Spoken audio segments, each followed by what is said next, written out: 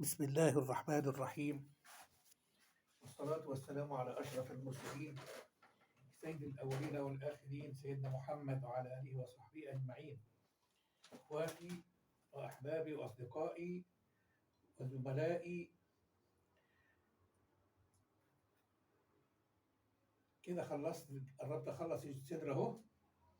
كده خلصت قربت أخلص الإيطان، خلصت القبة كلها اهي، فاضل حتة صغيرة كنت أوريها لحضراتكم أما أخلص، وإن شاء الله بعد ما أكويها وأخلصها خالص يعني إن كان في نصيب أوريها لحضراتكم تاني. كده خلصت، فاضل حتة صغيرة حوالي 5 دقايق شغل.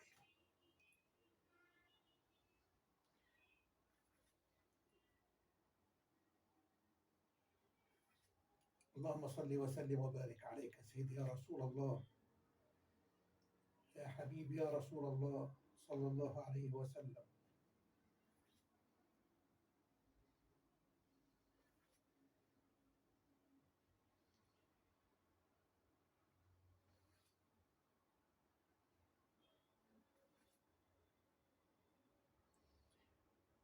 اللي عايز يعمل جلابية يجي أعمل له جلابية، اللي عايز يعمل بنطلون أنا تحت أمره، اللي عايز يعمل قميص أنا تحت أمره.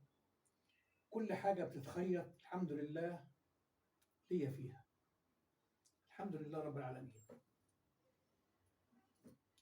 أعمل شداد قصادي لازم حاجة تشد في إيدي الناحية التانية.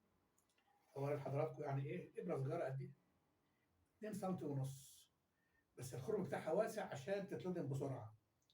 أعمل شداد كده من الخيط او اي حاجه كده تمسك قصادي اهي، شايفين حضراتكم دي شداد كده، الف على صابعي كده علشان يشد قصادي تحت الاطار، ما يبقاش فيه كرمشه وما يعكسنيش كده اهو. بسم الله الرحمن الرحيم، بسم الله الرحمن الرحيم.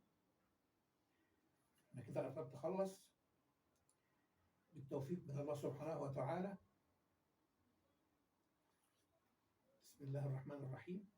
كل شويه كده انقل المشبك عشان المشبك يشد ورايا. في ايدي بقى القبه ديت لو واسعه في ايدي اضيقها، في ايدي اضيقها وانا بشتغل كده. صنعه بقى الاخوه الخياطين البلدي يعرفوا القصه دي. لو انا عايز اضيق القبه بايدي كده اشد الايطان شويه واضيق القبه بايدي بالايطان، اشده شويه وانا ماشي كده. انا خلاص اهو حته صغيره، ونعمل رباط للايطان على الصدر اللي مش هنزل تحت القبه بس، حوالين الحوض بتاع الرقبه بس كده. كده خلص القبه. الحمد لله رب العالمين، اللهم لك الحمد ولك الشكر، اللهم لك الحمد ولك الشكر كما ينبغي لجلال وجهك وعظيم سلطانك. طلع الشداد اللي احنا كنا عاملينه ده، نقطع الفتله بدل متعكسانه، نبيت الابره كده في المشبك عشان ما تضيعش. الفتله اللي موجوده معايا دي هتكفي ان شاء الله نعمل الرباط بتاع الايطان، نهايه الايطان ده رباط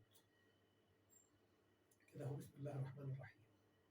بصوا حضراتكم، بنايم الايطان ناحيتي كده حته صغيره، واموته بقى بالخيط حواليه، اكتفه تكتيفه حلوه عشان ما يفكش.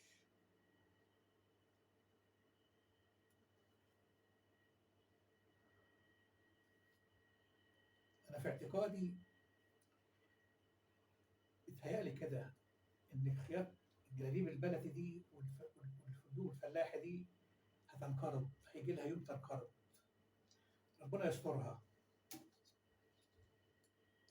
نفسي الاجيال الصغيره اهاليها يعلموها تروح، لو في راجل ترزي بلدي راجل يعلم الاجيال التانيه الصغيرين عشان ما تنقرضش المهنه دي. بصوا حضراتكم، الصدر اتعمل اهو، اتحط عليه الاطار كله بالتوفيق من الله سبحانه وتعالى. الخياطه من جوه اهي، الغرز دي كلها غرز زي حضراتكم شايفين. من بره لا، ده الوش من بره.